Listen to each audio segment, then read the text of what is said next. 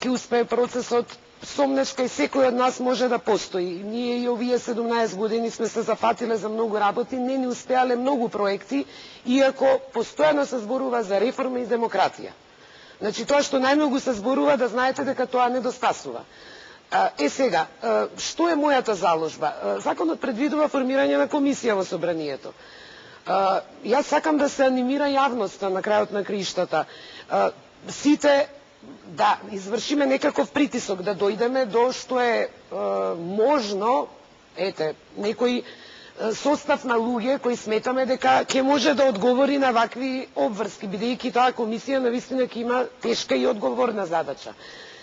Затоа е тука и собранието, но пред се јавноста, која ќе треба, например, доколку се случат одредени подметнувања, забегувања, да реагира, да притискаме.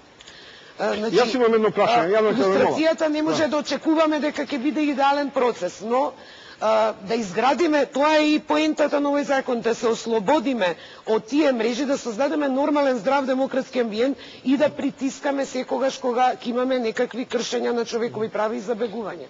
Јадранка, зашто или Исурус, или јас себе да се прашам, зашто, например, Сдруженијето на новинари апсолутно не се огласува, например, да даде поддршка или некаква иницијатива? Парите да ги земат од казната новинар, што ќе ја даде, сега ќе заседава Сдруженијето на новинари.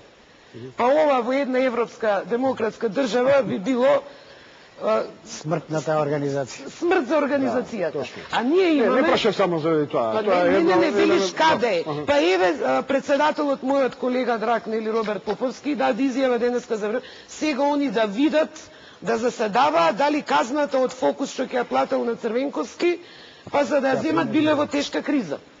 И ти очекуваш од некој што вака размислува дека ќе се огласи. Јас сакам едно друго прашање, многу деликатно да поставам. Романските сдруженија се огласија. Само еден момент.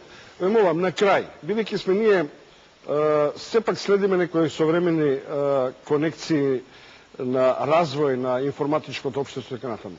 А го имаме тој синдром, ако не успееме да се илустрираме, да се прочистиме, може ли да ни се случи Бачев и сите бачевци и чомовци и било кои имаат досија, едноставно утре за утре да си играат на интернет и низ блоговите луѓето да ги бламираме или луѓето објективно да ги дискредитираме.